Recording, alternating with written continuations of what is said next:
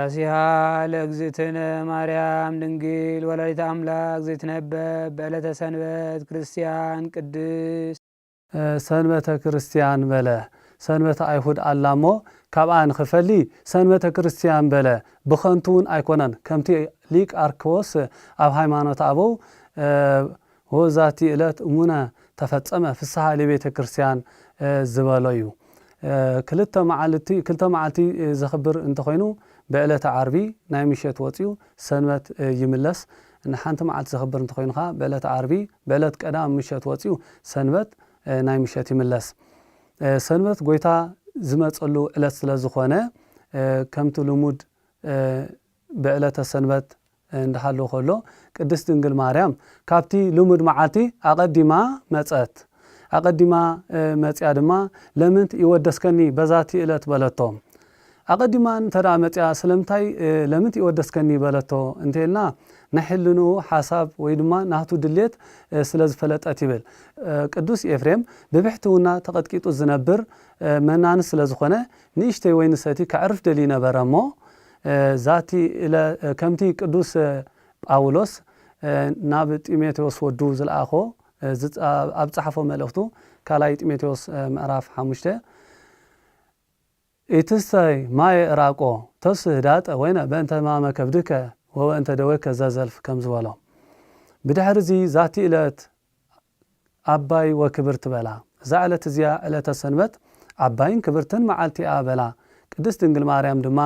ዛቲ ዕለት ተኣቢም ኩለን ዕለታት ወዳሴያት ያሃኒ ኣቢያም ኩለን ውዳሴታት ወለቶ ብድሕሪ ባርክኒ ይብላ ቅድስት ድንግል ማርያም በረከት ወደይን በረከት አቡን መንፈስ ቅዱስን ኣብ ልዕሊኻ ይሕደር በለቶ ንሱን ተባሪኹ ምስጋናኣ ይጅመር በዚ ዕለት እዚ ብዕለተ ሰንበት ኣብ ቤተ መቅደስ ብዘለዉ ንዋየ ቅዱሳት ከመስግና ሓደረ ብመሰበ ወርቅ ብተቋመ ወርቅ ብማይጠንተ ወርቅ ብበትረ ኣሮን እንዳመሰለ ከመስግና ሓደረ እሺ ተሰመች ፍቅርተ ወቡርክት እማንስ ካብ ቅዱሳን ካበንስት ኩለን ተፈሊኺ ፍቅርቲ ተባሂልኪ ኢኺ ኣብ ቅድሚ ስላሴ እውን ሞገስን ክብርን ረኺብኪ ኢኺ እሺ አንቲ ውእቱ ዳግሚት ቀመር ቅዱሳን ካህናት ዘመስግኑኺ ካልእቲ ክፍሊ ንስኺ ኢኺ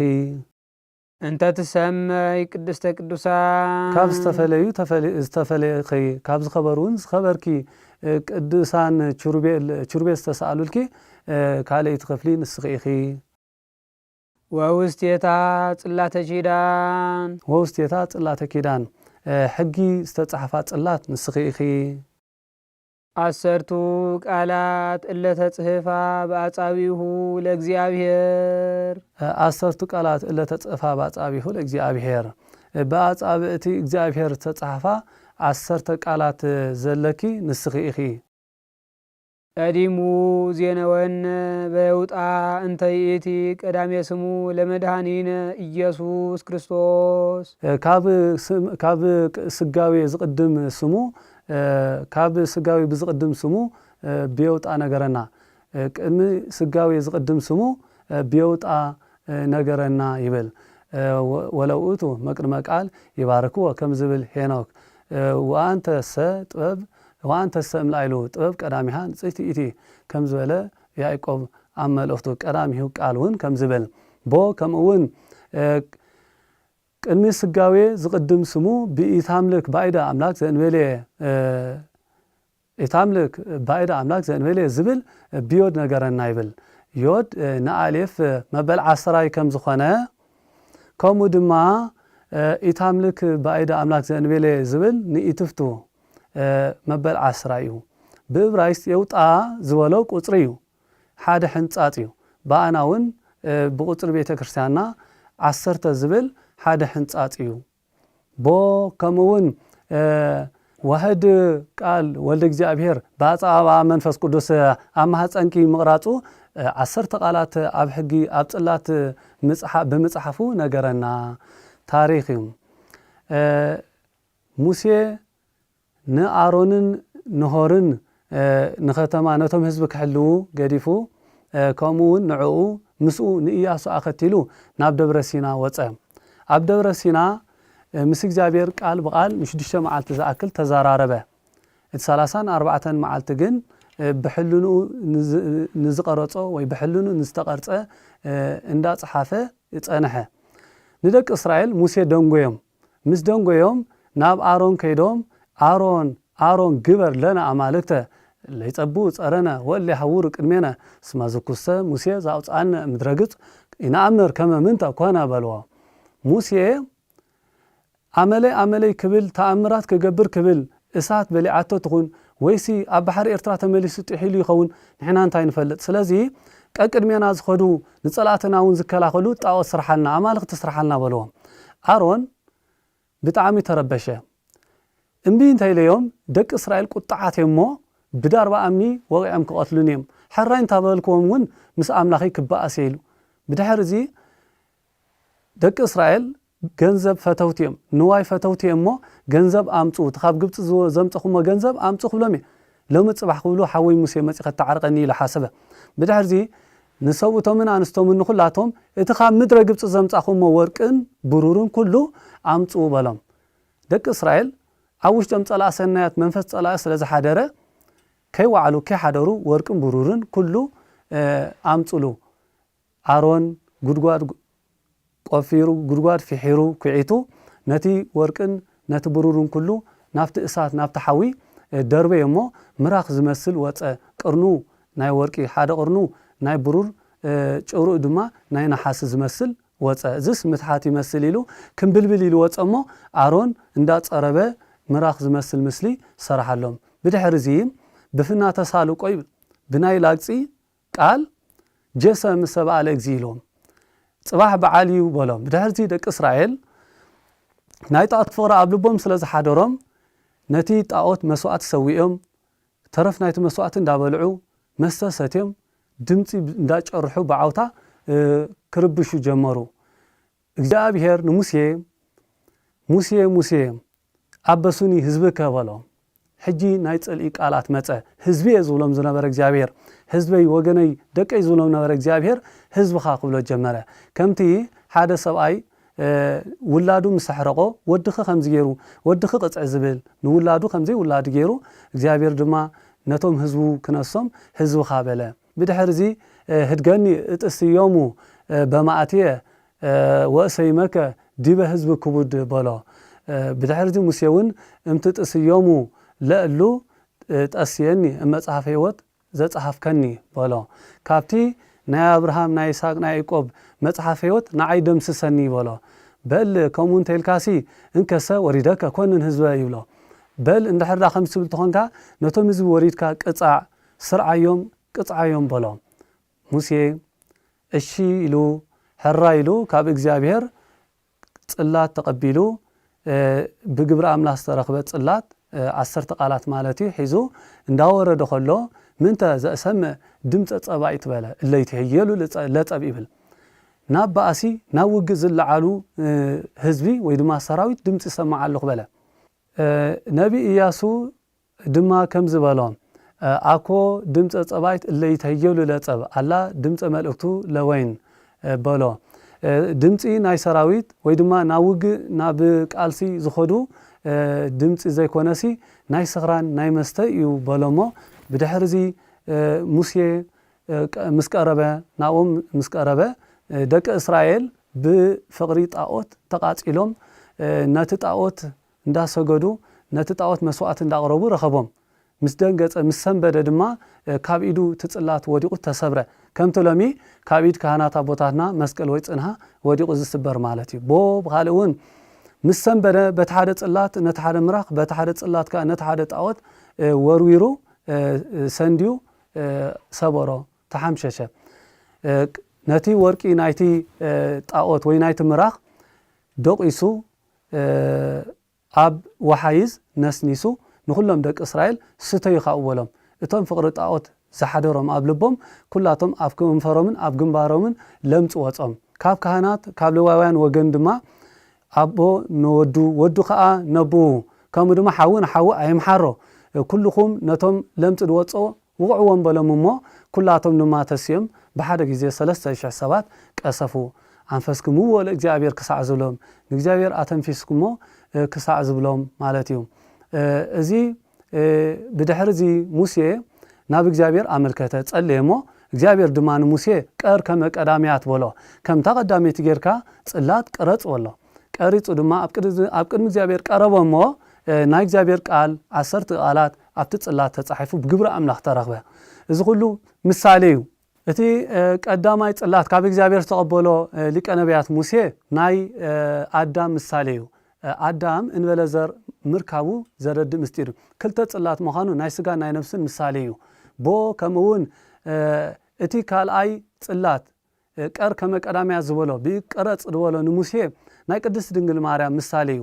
ቀር ከመ ቀዳምያት ቀረጽ ማለቱ ቅድስት ድንግል ማርያም ብዘር ካብ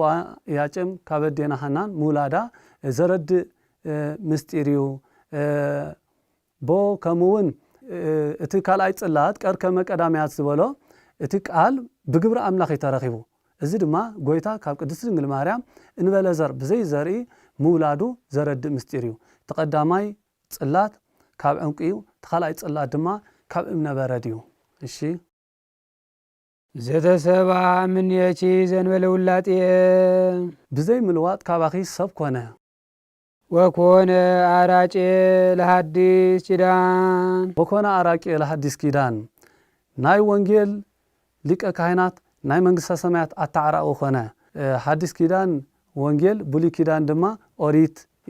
ማለት እዩ ቦ ከምውን ሐዲስ ኪዳን ናይ ቡሊ ኪዳን ናይ ምድር ከናን ምድረ ርስቲ ሐዲስ ኪዳን ድማ ናይ መንግስተ ሰማያት ምሳሌ እዩ እሺ በዊሂ ዘደሙ ቅዱስ አንጽሖሙ ለመሃይምናን ወለህዝብ ንጹሃን ብምፍሳስ ደሙ ኣብ ዓለም ስጋን ኣብ ዓለም ነፍስ ንዝነበሩ ምእመናን አድሓኖም ኢሉ ክኢው ኣይበለን ውሂዝ በለ ምኽዓው ኣብ ቀረባዩ ውሂዝ ወሓይዝ ግን ካብ ኩሉ ካብ ጫፍ ናብ ጫፍ ስለ ዝበጽሕ ማለት እዩ ቦ ከምውን ጎይታናን አምላኽናን መድሓናን ኢየሱስ ክርስቶስ ብሽንካር ወይ ድማ ኣሰረቀኖት ርግዘተቀኖት ብምሽንካር ምስ ተሸንከረ ብብዙሕ ወገን ደም ፈሲስ እዩ ነዚ ደም መላእኽቲ ብዓቢ ኣጻብዕቶም ተቐቢሎም ንዓለም ነጸግዋ ይብል መላእኽትስ ክንዲዚ ደኣክል ንናይ ክርስቶስ ንናይ እግዚአብሔር ወልደ እግዚአብሔር ደምን ክንዲዚ ኣይደፍሩን እዮም ኢሉ ብጽዋዕ ብርሃን ሒዞም ንዓለም ነጺጎሞ ቤተ ክርስቲያን ዝስራሕውን ኣብ ናይ ክርስቶስ ኣምላኽና ደም ዝተነጽጎ እዩ ማለት እዩ ታሪኽ ኣለውዚ ጳልቃን ጣልቃን ዝበሃሉ ኣዕዋፍ ኣለዉ እዞም ጳልቃን ጣልቃን ዝበሃሉ ኣዕዋፋት ንውላዶም ብጣዕሚ ይከናኸኑን ይከባኸቡን እዮም ነገር ግን ደቆም ክንጻወት ክብሉ ገጾም ይጸፍዑሞ ገጾም ይቕስሉ እቶም ኣቦም ኣዲኦም ካብ ቁጣ ካብ ሕርቃን ዝተለዓለ ክሳዶም ጓዕፂጾም ይቐትልዎም ማለት እዩ ብድሕሪ እዚ ድሕሪ 3 መዓልቲ ካብ ናይ ኣቦም ወይ ካብ ናይ ኣዲኦም ጎኒ ደም ለኽዮም ይትሱ ማለት እዩ እቶም ህፃናት እዚ ኩሉ ምሳሌ እዩ ጳልቃን ጣልቃን ዝተባህሉ ናይ ስላሴ ምሳሌ እዩ ስላሴ ንኣዳምን ሔዋን ክጻወቱ ማለት ኣምላኽነት ክደልዩ ረኸብዎም እሞ ብሞተ ስጋ ሞተ ነፍሲ ብርደተ መቃብር ርደተ ሲኦል ኮነኖም ፈረድዎም ማለት እዩ ኣብ ዳሕራይ ግዜ ከምቲ ካብ ኣቦም ወይ ካብ ኣዴም ወገን ደም ዝተለኸዩ ኣንተ ኣቡነ ወኣንተ እምነ ካብ ዝበሃል ጎይታ ካብ መገቦ ዝተረኽበ ምድሓና ህይወት ምርካብና ዘረድእ ምስጢር እዩ እሺ ሳሊ ለነ ቅድስ አንተ አቡነ ወአንተ እምነ ካብ ዝተባሃለ ፍቁር ወድኺ ጽነት ብድንግልና ስርጉት በቅድስና ድንግል ማርያም ጸጉን ክብሩን ካባና ኸይርሕቕ ለምንልና ወበእንተዝን አበየች ኩልን ወግዝትነ ወላዲተ አምላክ ወበእንተዝ ዝበሎ አጸፋ እዩ መጽሐፍ ንዝሓለፈን ንዝመጽእን አጸፋ መሃብ ልማድ እዩ ወላዲተ አምላክ እግዝእትነ ቅድስት ድንግል ማርያም ስለዚ ድማ ነመስግነክለና ይብል እሺ ንጽይት ኩሎ ጊዜ ንጽይት ኩሎ ጊዜ ንስእል ኩሎ ጊዜ ኢሉ ይገጥም ኩል ጊዜ ንጽህቲ ኢኺ ነመስግነክለና እሺ ንስእል ወናንቃዱ ሃብየች አይነ ልቦናና ናባኽ ነቕንዕ ናባኽ ንሰቅል ከመንርከብ ሳይለ በሃበ መፍቀሬሰብ ካብ ዝኾነ ካብ ፍቁር ወድኺ ይቕረታ ምሕረት ንኽንረክብ ዓይና ሕልናና ናባኽን ሰቅል ኣለና ታቦት በወርቅ ልቡጥ እምኩለሄ ዘግቡር እምእፅ ዘይነቅዝ ካብ ዘይነቅዝ ዕንጨት ሸምሸር ሸጢን ይብል ብዕብራይስጥ ቋንቋ ካብ ዘይነቅዝ ዕንጨት ብውሽጥን ብደገን በወርቂ ዝተለበጥኪ በወርቂ ዝተሓፀብኪ ቅድስት ድንግል ማርያም ታቦት ንስኺ ኢኺ ይትምየሰል ለነ ዘእግዚአብሔር ቃለ ታቦት ኣካላዊ ቃል ይመስል ኢሉ ምምስሳል ናይ ክልቲኦም እዩ ቃል ኣካላዊ ቃል ንታቦት ይመስል ታቦት ከዓ ንኣካላዊ ቃል ይመስል እዩ ታቦት ናይ እመቤታችን ምሳሌ እዩ እፅ ዘይነቅዝ ማለት ናይ ኣቦና አብርሃም ዘይነቅዝ በሎ ብኣምልኮ ጣዖት ስለ ዘይቅየር ስለ ዘይልወጥ ጽኑዕ ስለ ዝኾነ ቦ ከምኡውን ታቦት ናይ ጎይታ ምሳሌ እፅ ዘይነቅዝ ዝበላ ንቅድስት ድንግል ማርያም እዩ ዘይነቅዝ ማለቱ ቅድስት ድንግል ማርያም ብሓጢአት ዘይትልወጥ ምንም ሓጢአት ዘይቀርባ ንጽህቲ ቅድስት ማለት እዩ እሺ ዘኮነ ሰብአ ዘእንበለ ፍልጠት ወይ ውላጤ ብዘይ ምልዋጥ ብዘይ ምፍልላይ ሰብ ዝኾነ ክርስቶስ ኣምላኽና መለኮት ንጹህ ዘአልቦ ሙስና ምልዋጥ ዘይብሉ ምፍላይ ዘይብሉ መለኮት ንጹህ ከተድህሮ ንጹህ እምተድህሮ ንጹህ እምተፈልጦ ይብል ምፍላይ ዘይብሉ ምልዋጡን ዘይብሉ መለኮት ንጹህ እዩ እሺ ዘእሩይ ምስለ አብ ምስ አብ ብማዕርነት ዘሎ ወቦቱ አብሰራ ለንጽይት ዘይምልዋጡ ንሳውን ዘይምልዋጣ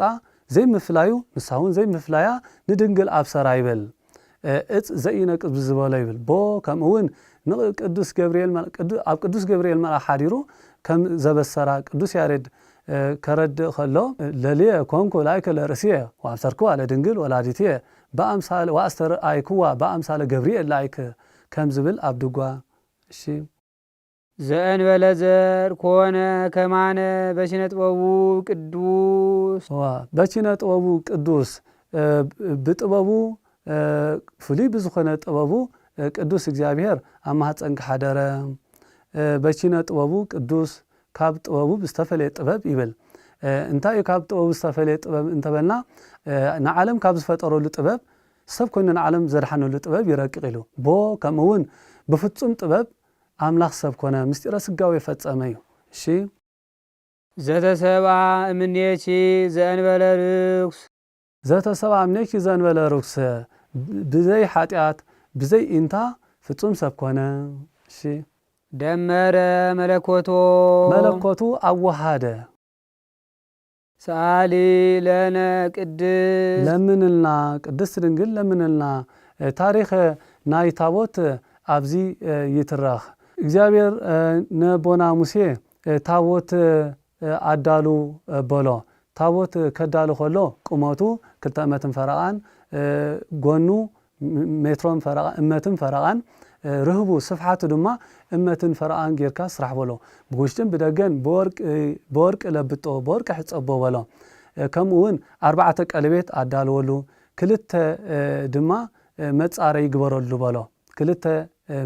መጻረይ ግበረሉ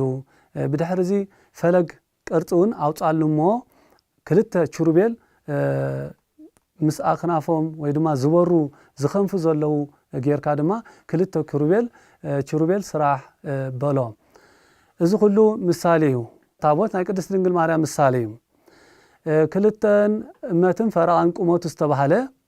2256 ዘመን እዩ እዚ 2256 ዘመን ካብ ኣዳም ክሳብ ኖህ ዘሎ ዘመን እዩ ኣምሳል ቅድስት ድንግል ማርያም ዝኾነት ኣርኣያ ቅድስት ድንግል ማርያም ዝኾነት ታቦተ ኖህ ድሕሪ 2256 ዘመን ምርካባ ዘረድእ ምስጢር እዩ ከምኡውን ጎኑ እመትን ፈረቓን በሎ እዚ እውን 1654 ዓመት እዩ እዚ 1654 ዓመት ኣርኣያ ድንግል ዝኾነት ታቦተ ሙሴ ካብ ታቦተ ኖህ ክሳብ ታቦተ ሙሴ ዘሎ ዘመን 1654 ምርካባ ዘረድእ ምስጢር እዩ ስፍሓቱ እመትን ፈረቓን ዝበሎ 1600 ዓመት እዩ ካብ ኣርኣያ ድንግል ዝኾነት ታቦተ ሙሴን ኣርኣያ ድንግል ዝኾነት ታቦተ ኖህን ዝተረኸባሉ ቅድስት ድንግል ማርያም ዝተወለደትሉ ክሳብ ቅድስት ድንግል ማርያም ካብ ታቦተ ሙሴ ክሳብ ቅድስት ድንግል ማርያም ዘሎ ግዜ 1600 ምዃኑ እዩ። ኣምሳል ኣርኣያ ታቦተ ኖህን ኣርኣያ ታቦተ ሙሴን ዝኾነት ቅድስት ድንግል ማርያም ኣማናዊት ቅድስት ድንግል ማርያም ንምርካባ ዘረድእ ምስጢር እዩ። እቲ ወርቂ ናይ ንጽህናኣ ናይ ቅድስናኣ ምሳሌ እዩ። እቲ 4 ቀለቤት ዝተባሃለ በኣፀንዎ በሪ በሰሚዕ በገሲስ ብ4 ብምስማዕ ብምትንፋስ ብምድህሳስ ብምርኣይ ንጽህቲ ምዃና ዘረድእ ምስጢር እዩ። ካብ ጽንፊ ናብ ጽንፉ ናያጭም ናይ ቅድስታና ናይ ቅዱስ ኣቦና ያጭምን ምሳሌ ዘረድእ ምስጢር እዩ። እቲ ክልተ መጻረይ ዝተባሃለ ፍቕሪ እግዚኣብሔርን ፍቕሪ ቢጽን እዩ። ፍቕሪ እግዚኣብሔርን ፍቕሪ ቢጽን ሒዛ ክልቲኡ ኣጣሚራ ምርካባ ዘረድእ እዩ። ከምኡውን ክልተ ቹርቤል ዝበሎም ናይ መልኣከ ዕቋቤ ሓላዊኣ መልኣኽን ናይ መልኣከ መበስር ናይ መበስር ቅዱስ ገብርኤል መልኣኽን ዘረድእ ምስጢር እዩ። ከምቲ ኣብ ብሉይ ኪዳን ሓደ ካህን ናብ ቤተ መቅደስ ኣብ ዓመት ሓንሳ ኣትዩ ኣብ መንጎ ክልተ ቹርቤል ብዝወፅእ ድምፂ ሰሚዑ ከም ዝወፅእ ቅድስት ድንግል ማርያም ድማ ኣብ ቤተ መቅደስ ን12 ዓመት ፀኒሓ ብመልኣከ ዕቋቤ ተሓልያ ብመልኣከ መባስር ድማ ብዘበስራ መልኣኽ ብቅዱስ ገብርኤል መልኣኽ ብስራ ሰሚዓ ንጎይታ ፀኒሳ ምርካባ ዘረድእ ምስጢር እዩ። ቦ ከምኡውን እቶም ክልተ ቹርቤል ናይ ኦርንን ናይ ሶፊያን ምሳሌም ከምቲ እመቤታችን ቅድስት ድንግል ማርያም ንባስልዮስ ንቅዱስ ባስልዮስ ናተይ ስእሊ ክስእል ከለኻ ንኦርንን ንሶፊያን ካብ ጎነይ ኣይትፍለየን ከም ዝበለቶ ቦ ብኻልእ እውን ናይ ሶሎሜን ናይ ቅዱስ ዮሴፍን ምሳሌ ቅዱስ ዮሴፍን ቅድስቲ ሶሎሜን ኣብ ግዜ መከርኣ ብሓደ ምስኣ ሓቢሮም ስለ ዝነበሩ ዘረድእ ምስጢር እዩ። እቲ ፈለግ ናይ እመቤታችን ናይ ቅድስና ናይ ንጽህና ምሳሌ እዩ። ወርቂ ምዃኑ ናይ ንጽህና ናይ ቅድስና እቲ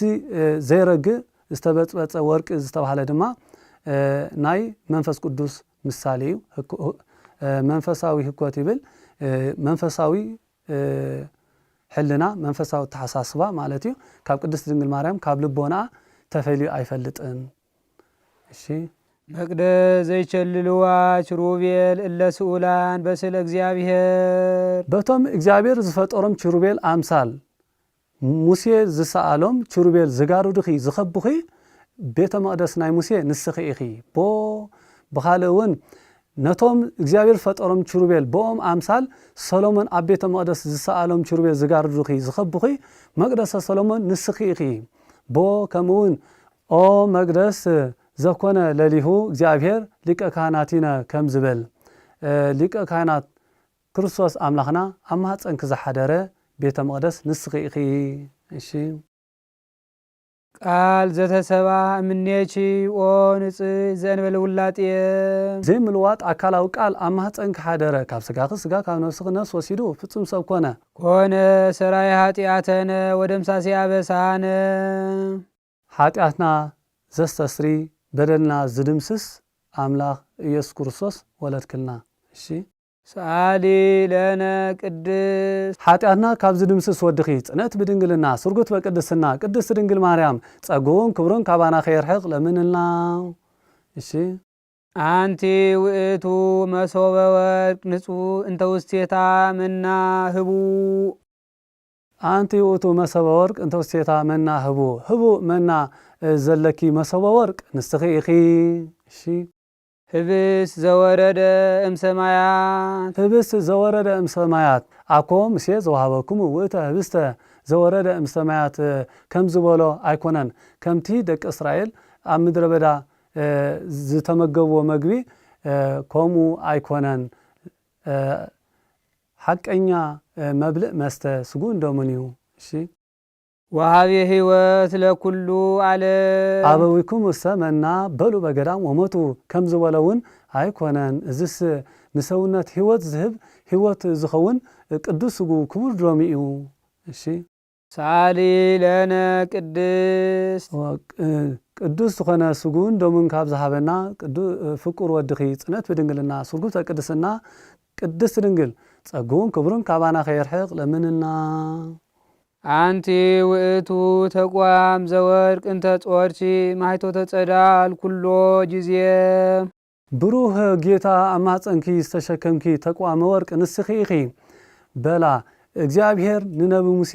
ተቋመ ወርቅ ትገብራ ወትቀባእ በፒሳ ኢልዎ ነይሩ። ተቋመ ወርቅ ስራሕ ካብ ዘይነቅዝ ዕንጨይቲ በሎሞ ተቋመ ወርቅ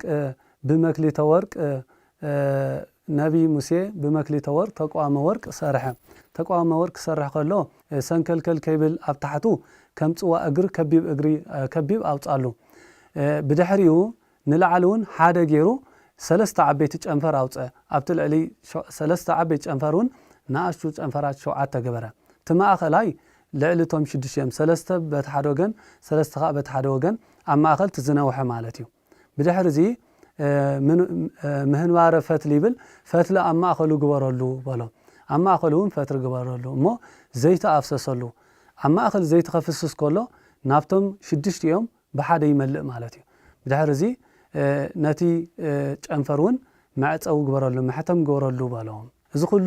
ምሳሌ እዩ። ተቋም ዝበሎ ናይ ዘመን ምሳሌ እዩ። እቲ ሓደ ጨንፈር ኮይኑ ዝወፀ ናይ ዘመን ኣበው ምሳሌ እዩ። ኣብ ዘመን ኣበው መጽሓፍቲ ናይ ሕጊ ኮነ መጽሓፍቲ ሕጊ ኣብ ዘመን ኣበው ኣይተጻሓፉን። እቲ ሰለስተ ዓበይቲ ጨንፈር ዝተባሃለ ናይ ሰለስተ ዘመናት እዩ። ናይ ሰለስተ ዘመናት ማለት ዘመነ መሳፍንት፣ ዘመነ ነገስታት፣ ዘመነ ካህናት ማለት እዩ። ኣብዞም ሰለስተ ዘመናት እዚኦም መጽሓፍቲ ተጻሒፍ እዩ። እቲ 7 ምዃኑ እስመ ሳብኡ ንባቡ ለእግዚአብሔር ዝበሎ ወንጌል እታ ማእኸለይቲ ናይ ወንጌል ምሳሌያ እስመ ሳብኡ ንባቡ ለእግዚአብሔር ይብል ማለት እዩ። ከምኡ እውን ካብ ወርቂ ምስራሓ ተቋመ ወርቅ ናይ ቅድስቲ ድንግል ማርያም ንጽህናን ቅድስናን ዘረዲ ተቋም ናይ ቅድስቲ ድንግል ማርያም ምሳሌ ካብ ወርቂ ምስራሓ ቅድስቲ ድንግል ማርያም ስጋ ብነፍስን ንጽህቲ ምዃና ዘረድእ ምስጢር እዩ። እቲ 7 ናይ ፍጽምና ፍጽምቲ ምዃና ከረዳእና ካብ 7 በለ 7 ብቋንቋ ብኣቆጻጽራ ዕብራይስጥ ፍጹም ማለት እዩ። እስመ ህልቆ ሳብእ በሃበ ዕብራውያን በህልቆ ዕብራውያን ፍጹም ውእቱ ይብል ሳዊሮስ ኣብ ሃይማኖት ኣበው ፍጽምቲ ንኽብል ቅድስቲ ድንግል ማርያም ዘውእቱ ብርሃኑ ለዓለም ዘውእቱ ብርሃኑ ለዓለም ንዘለዓለም ንደቂ ሰባት ፍልጠት ዝህብ ጎይታ ንሱ እዩ። እሺ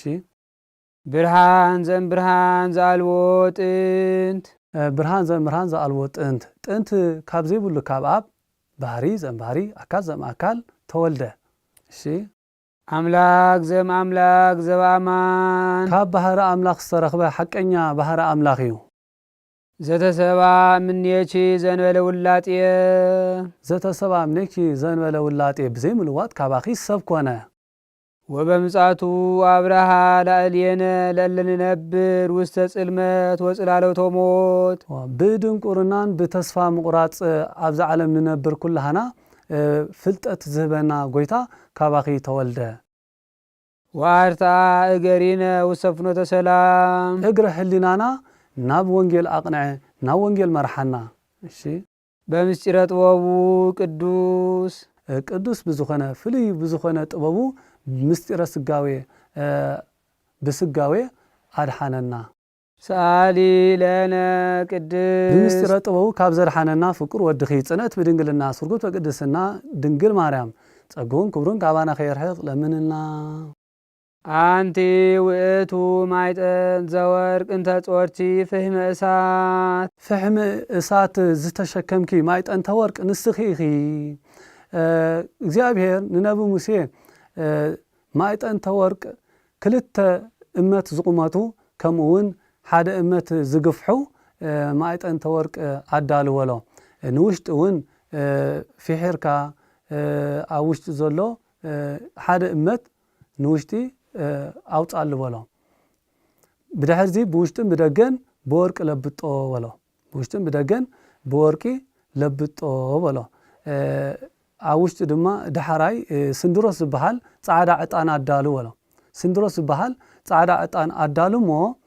ብዘንጊ ጌርካ ብዘንጊ ወርቂ ጌርካ ኣማስሎ ትዕጣን ጽቡቕ ኮይኑ መጣን ክወፅእ በሎ። እዚ ኩሉ ምሳሌ እዩ። ማዕጠንት ዝበላ ንእመቤታችን እዩ። ወርቂ ዝበሎ ናይ ንጽህና ናይ ቅድስናን ምሳሌ እዩ ዕጣን ናይ ተስቤቲ ፍሕመ እሳት ናይ መለኮት ምሳሌ እዩ እቲ ዘንግ ዝተባሃለ ናይ መንፈስ ቅዱስ ምሳሌ እዩ ዘዋሃደ ዝኸፈለ ዝፈጠረ መንፈስ ቅዱስ እዩ ቀርኒ ግበረሉ ኢልዎ ነይሩ እዩ ብክልተ ወገን ቀርኒ ዝተባሃለ ስልጣን እግዚአብሔር ማለት እዩ እሺ ቡሩክ ዘነሳ መቅደስ ብሩክ አሮን ይብል ካብ ቤተ መቅደስ ሒዝዋ ዝወፀ ማይጠንተ ወርቅ ንስኺ ኢኺ ይብል ታሪክ ደቂ እስራኤል ኣብ ቅድሚ እግዚአብሔር ኃጢአት ስለ ዝፈጸሙ ኣብ ቅድሚ እግዚአብሔር በደል ስለ ዝገበሩ ቸነፈር ማለት መቕሰፍቲ ኃጢአት መቕሰፍቲ መጺኡ ክውድኦም ጀመረ ብድሕሪ እዚ ነቲ ዝመጽ ሕማም ነቲ ዝመጽ ቸነፈር ንኸርሕቁ ናብ ሙሴ ኸይዶም ሙሴ ንሕና ኃጢአት ካብ ምፍጻም በደል ካብ ምፍጻም ስሕተት ካብ ምፍጻም ኣይንቁጠም ኢና ካብ ምስሓሓት ዓዲ ኣይንውዕል እግዚአብሔር ድማ ካብ ምሕረት ወይ ድማ ንዓና ይቕረ ካብ ምባል ኣይደክምኒ ወይ ከዓ እንድሕሪት ኣይብልኒ እሞ ናብ እግዚአብሔር ኣማልደና ለምነና ብሎ ብድሕሪ እዚ ናብ እግዚአብሔር ለመና ናብ እግዚአብሔር ምስ ለመነ እንሆ ንኣሮን ሓውኻ ማይጠንተ ወርቂ ሒዙ ኣብ መንጎቶም ሕሙማንን ኣብ መንጎቶም ጥዑያትን ኮይኑ ማይጠንተ ወርቂ ሒዙ ይዕጠን እሞ ኩላቶም ክፍውስ እዮም እቲ ሕማም ከም ዘይተሓላለፍ እቲ ቸነፈር ከም ዘይመሓላለፍ ክገብር የበሎም ወነስአ ኤፉደ ቅኔሁ ዘጸሎት ከተረ መዓተ ወአሕስአ መቅሰፍተ ወፈለጠ ላዕለ ሕያዋን ወምውታን ከም ዝብል ካህን ኣሮን ኣብ መንጎቶም ሕሙማትን ጥዑያትን ኮይኑ ጸሎት ዕጣን ምስ ኣቕረበ እቲ ሕማም ዘይመሓላለፍ ኮይኑ ጠጠው ወለሎም ደው ወለሎም ሕማም ከም ዘይሰጋገር ከም ዘይመሓላለፍ ኮነ ማለት እዩ እዚ ኩሉ ምሳሌ እዩ ማይጠንተ ወርቅ ናይ ቅድስቲ ድንግል ማርያም ምሳሌ እዩ ክርስቶስ ካብ ቅድስቲ ድንግል ማርያም ቅድሚ ሰብ ምዃኑ ኃጢአት ይመሓላለፍ ነበረ ክርስቶስ ካብ ቅድስቲ ድንግል ማርያም ሰብ ድሕሪ ምዃኑ ግን ኃጢአት ዘይመሓላለፍ ኮይኑ ማለት እዩ ሕጂ ኃጢአት ብኸመይ መሓላለፍ ነይሩ እንተልና መሲሉን ተፈጺሞ ኣቡኡ ዝገበሮ ኃጢአት ንሱም ፈጺሞ እንተፈጺሞ እቲ ኃጢአት ይመሓላለፍ ነበረ ሕጂ ግን ንስሓ ስለ ዘሎ ሰብ ብንስሓ ተወደቀውን ብንስሓ ድትስእ ስለ ዝኾነ ኃጢአት ኣይመሓላለፍኒ ማለት እዩ ቦ ከምኡውን ብሩክ ኣብ ካብ ባህሪ አብርሃም ዝመረጸኪ ማይጠንተ ወርቅ ንጽህቲ ቅድስቲ ንስኺ ኢኺ ንኽብል እዩ ቦ ብኻልእ እውን ካህን ዘካርያስ ካብ ቤተ መቅደስ ሒዙ ክዝወፀ ንጽህቲ ማይጠንተ ወርቅ ንስኺ ኢኺ ንኽብል እዩ ዘይሰሪ ኃጢአተ ወይ ደመስህ ጀጋየ ኃጢአት ዘስተስሪ ምንም አበሳ በደል ዘይብሉ ክርስቶስ አምላኽ ወለድክልና ዝውእቱ ዘእግዚአብሔር ቃል ዘተሰባ ምንየች ንስውን ካብ ኣኺት ሰብ ዝኾነ ወልደ እግዚአብሔር አካላዊ ቃል ኢየሱስ ክርስቶስ እዩ ዛይረገ ለአቡሁ ርእሶ ዕጣነ ወመስዋዕተ ስሙረ ገዛእ ርእሱ ናብ ኣብ ዝተፈተወ መስዋዕቲ ገይሩ ናብ ኣቡኡ ኣቕረበ ይብል ወኣንከረ ኣብ እምዝንቱ መስዋዕት ከም ዝብል ቦ ከምኡውን ንገዛእ ርእሱ ኣብ ቅድሚ ኣቡኡ ዝተፈተወ ክቡር መስዋዕቲ ገይሩ ናብ ኣቡኡ የዕረገ ሰአሊ ለነ ቅድስ ናብ ኣቡኡ ዝተፈተወ መስዋዕቲ ገይሩ ካብ ዘዕረገ ወድኺ ጽንዕቲ ብድንግልና ስርጉት በቅድስና ቅድስት ድንግል ማርያም ጸጉን ክብሩን ካባና ኸይርሕቕ ለምንልና ተፈስሒ ኦ ማርያም ርግብ ሰናይት ዘወለች ለነ ዘእግዚአብሔር ቃለ አካላዊ ቃል ወልደ እግዚአብሔር ዘወለትክና መልክዕቲ ርግቢ ቅድስት ድንግል ማርያም ተፈስሒ ባሂበልኪ አንቲ ውእቱ ጽጌ መዓዛ ሰናይ ዘመዓዛ ሰናይ ንኽብል እዩ ጽጌ ንሳ መዓዛ ፍቁር ወልዳ ቦ ከምኡውን መዓዛ ንጽህና ቅድስና ጽጌ ንሳ እንተሰረጸት እምስር ወእስየይ ካብ ወገን እሰይ ዝወፀት ሱር ንላዕሊ ገረም ንላዕሊ እውን ይዓብዩ ንታሕቲ እውን ይዓብዩ ንላዕልን ተበልና አብርሃም ንታሕትን ተበልና ዳዊት ስርወ ጉንዲ መራኸቢ እሰይ ቃሊ ለነ ቅድስት ድንግል ማርያም ጸጉን ክብሩን ካባና ኸይርሕቕ ለምንልና በትረ አሮን እንተ ሰረጸ ዘእንበለ ተክል ወይሰቀይዋ ማየ ከይተኸልዋ ዝበቆለት ማይ ከየስተይዋ ለምሊማ ዝዓንበበት ናይ አሮን በትሪ ንስኺ ኢኺ ናይ አሮን በትሪ እሺ ከማሃ አንቲኒ ኦ ወላዲተ ክርስቶስ አምላኬነ ዘበአማን አዳ አምላኽ ቅድስት ድንግል ማርያም ንስኺ ከማ ኢኺ ታሪኽ እዩ ደቂ በኽሪ ሮቤል ከምኡውን ደቂ ቀዓት ካብ ደቂ ለዊ ኣብ ልዕሊ ሙሴን ኣብ ልዕሊ አሮንን ብዓመፅ ተላዓሉ ክሳብ መዓስዮም እዞም ክልተ ኣሕዋት ንዓና ክህነትን መንግስትን ብሓደ ገይሮም ክገዙና ዝነብሩ ብምባል ብዓመፅ ተላዓሉ እቶም ደቂ ሮቤል ንሕና በኽሪ ደቂ በኽሪ ሮቤል ኢና እሞ ኣብ ልዕሊ ሙሴ እቶም ደቂ ቀዓት ድማ ንሕና ኣብ ልዕሊ አሮን ብተንኮል እንተስ ተባሂሎም ተማኸሩ እሞ እቶም ደቂ ለዊ ከም ዝበሉ ንሕና ንሙሴ ፈራዲ ጌርና ኣብ ልዕሊ አሮን ክንትስኢና እሞ ክህነት ምስ ወሰድናያ ድማ ስኻትኩም ንዓና ፈረድቲ ጌርኩም መንግስቲ ናይ ሙሴ ተሕድጉ በልዎም ብድሕሪ እዚ ደቂ ቀዓት ናብ ሊቀ ነቢያት ሙሴ ኸይዶም ከም ዝበልዎ ሙሴ ሽመት ብምብርራይ ብምቅብባል እዩ ስለምንታይ ኢኻ ንዓና ክህነት ዘይትበና አሮን ሓውኻ ጥራሕ ተሸይሙ በልዎም ሙሴ ድማ እሞ ንአሮን ዝሾመ እግዚኣብሔር እዩ ንስኻትኩም ክትሽየሙ ተደሊኹም ድማ ናብ እግዚኣብሔር ኣመልክቱ በሎም ብድሕሪ እዚ እዚ ደኣ ንሓዊ ኣዳልዩ ኣሻሪ እንድዩ ብምባል 200 ዝኣክል ማዕጠንተ ወርቅን ልብስን ኣስሪሖም ነቲ ልብሰ ተክህኖ ለቢሶም ብድፍረት ማዕጠንተ ወርቅን ካብ ሓፂን ሰሪሖም ብኢዶም ሒዞም ናብ ቤተ መቅደስ ክኣትዉ መፁ ወረድዎም ይብል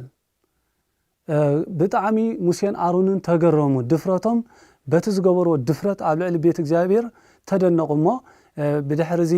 ከዓጥኑ ኢሎም ናብቲ ቤተ መቅደስ ምስ ኣተዉ እቲ ናይቲ ዕጣን ትኪ ምስ ተንከፎም ሕርር ኢሎም ሞቱ ብሓደ ግዜ ደሪቆም ሞቱ እግዚኣብሔር ንነቢ ሙሴ ምስ ክዳኖም ምስቲ ልብሶም ኣጎናፂፍካ ደገ ውፃዮም ደርብዮም በሎም ነቲ ማዕጠንቲ ግን ወተቀደሳ ማዕጠንታት ይሆሙ ከም ዝብል እተን ማዕጠንቲ ግን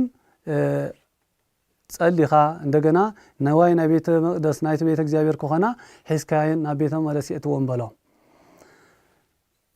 ብድሕሪ እዚ ነቲ ማዕጠንትታት ሒዞሞ ዝነበሩ ቀዲሶ ማለት ኣኽቢሩ ናብ ቤተ እግዚኣብሔር የእተዎም ዳታንን ኣቤሮን መሬት ተኸፊታ ወሓጠቶም ንቆሬ እውን ምኽሪ ክመክር ኢሉ ብዝኾደ ቦታ መሬት ተኸፊታ ወሓጠቶ ብድሕሪ እዚ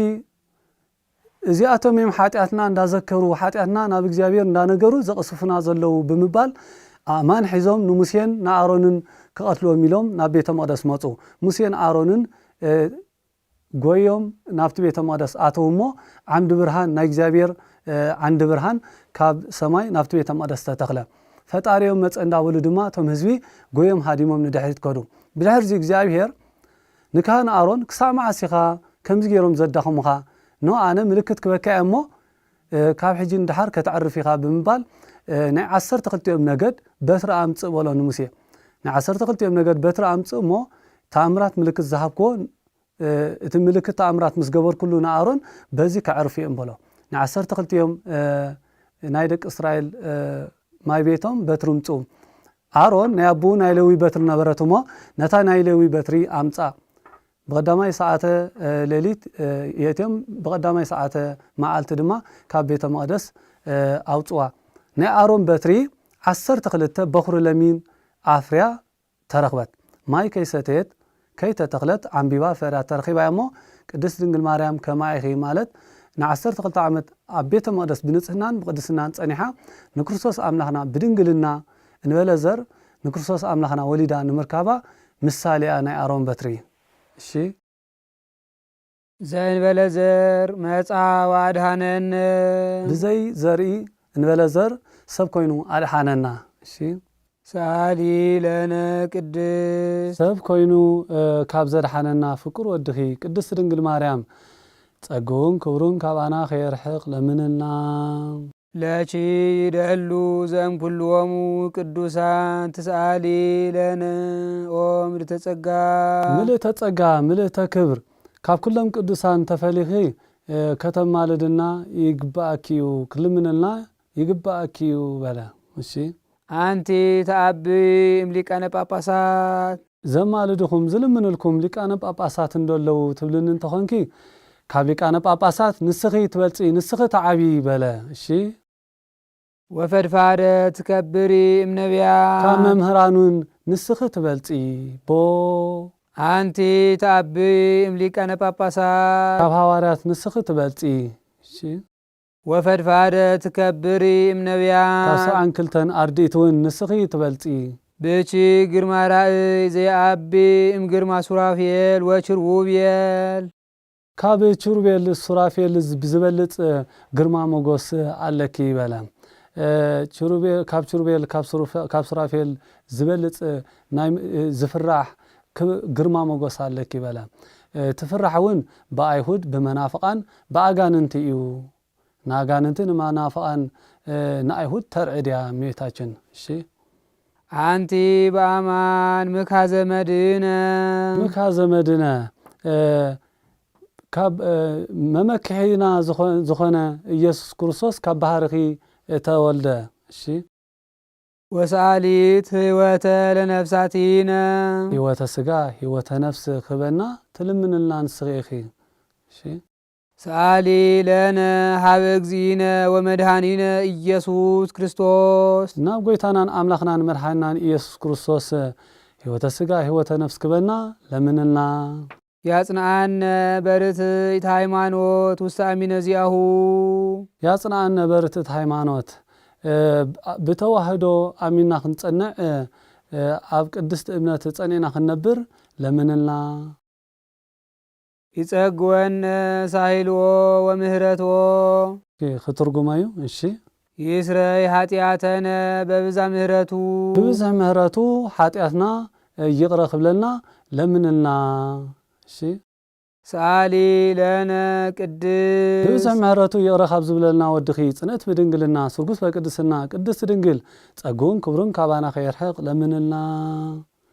ሰአሊ ለነ ቅድስ ይቕረ ክብለና ካብ ዝፈተወ ፍቅር ወድኺ ጽንዕት ብድንግልና ስርጉት በቅድስና ቅድስቲ ድንግል ማርያም ጸጉን ክብሩን ካባና ከይርሕቕ ለምንልና። ናይ ሰንበት ውዳሴ ማርያም ትርጓሜ ኣብዚ ተዛዚሙ ብናይ ቤተ ክርስቲያንና ሊቃውንቲ ስለ ናይ ቅድስቲ ድንግል ማርያም ዕረፍቲ ኣብዚ ናይ ዕለተ ሰንበት ይትረኽ። ናይ ቅድስቲ ድንግል ማርያም ዕረፍታ ከምዚ እዩ። ቅድስቲ ድንግል ማርያም ብጥሪ ዕለት 21 ዓረፈት እሞ ሃዋርያት ኣብ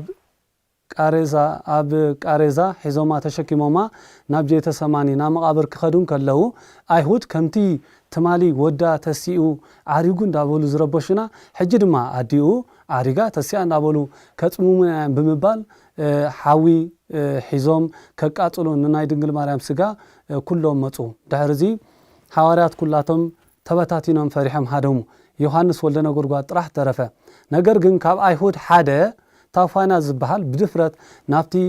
ቃሬዛ ወይ ድማ ናብቲ ናይ ቅድስት ድንግል ማርያም ስጋ ዘለዎ ክድህስስ ኣብቲ ጫፍ ሓዞሞ መልአከ እግዚአብሔር ክልተ እዳው ቆረጾ። ብድሕርዚ መልአከ እግዚአብሔር ንቅድስት ድንግል ማርያምን ዮሐንስ ወልደ ነጎድጓድን ሒዙ ናብ ገነት ናብ ትሕቲ ዕፀ ሕይወት ወሰዶም። ዮሐንስ ወልደ ነጎድጓድ ናይ ቅድስት ድንግል ማርያም ስጋ ኣብ ትሕቲ ዕፀ ሕይወት ኮይኑ ያዓጥና ነበረ። ብድሕርዚ ዮሐንስ ወልደ ነጎድጓድ ናብ ሃዋርያት መጸ።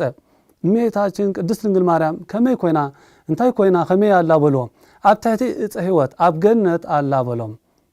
ዳርዚ ሃዋርያት ንቅዱስ ዮሐንስ ዝተገለጸት ቅድስት ድንግል ማርያም ንዓና ዘይተገለጸት ኢሎም ሱባኤ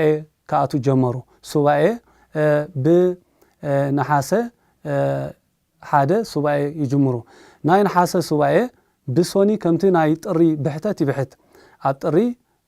ሶኒ መዓልቲ ይብሕት ነይሩ። ካብ ሶኒ ናብ ሶኒ 8 ካብ ሶኒ ናብ ሶኒ 15 ካብ ሶኒ ናብ ሶኒ 22 ይኸውን ሶኒ ገዲፍና ሰንበት መዓልቲ ቅድስት ድንግል ማርያም ዝዓረፈትሉ እዩ። ነሓሰ ሓደ ድማ ብናይ ብሕተት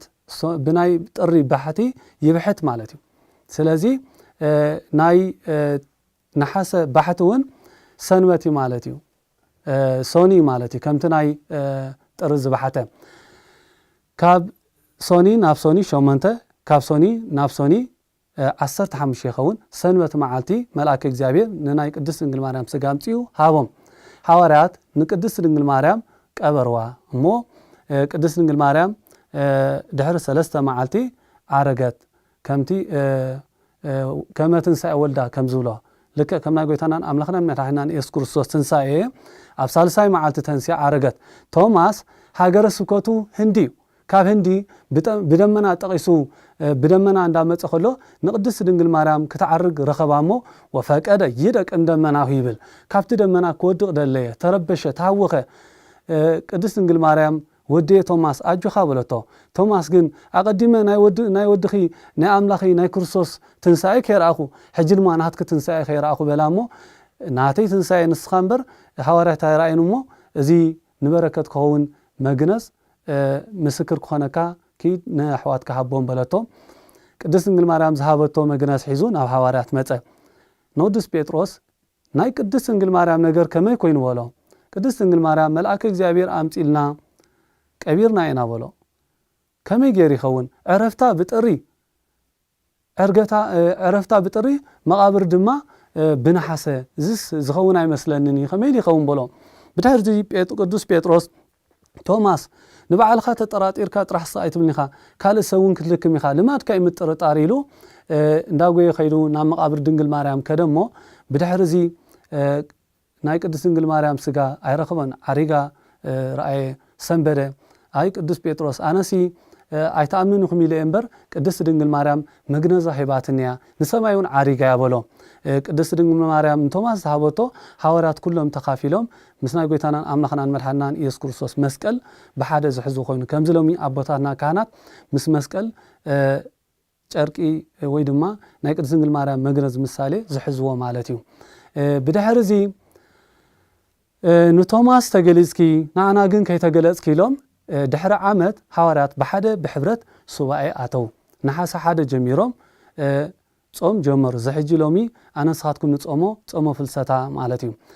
ብድሕሪዚ ኣብ መበል 16 መዓልቲ ክርስቶስ ኣምላኽና ንቅድስት ድንግል ማርያም ወንበር ገይሩ ኣብ ወንበር ኣቐሚጡ ዘይትራድኦ ካህን ንጴጥሮስ ማለት እዩ ተራዳእ ካህን ገይሩ ንሊቀ ዲያቆናት እስጢፋኖስ ሰራኢ ዲያቆን ገይሩ ቅዳሴ ቀዲሱ ንባዕሉ ቆሪቡ ንድንግል ማርያምን አቁረባ ወተቀረበት በእደ ወልዳ ዝብለውን ነዚኡ ናይ ቅድስት ድንግል ማርያም ናይ እማ አምላክ በረከታን ረድኤታን ምሕረት ፍቅር ወልዳን ምስ ኩልና ህዝበ ክርስቲያን ይኹን አሜን።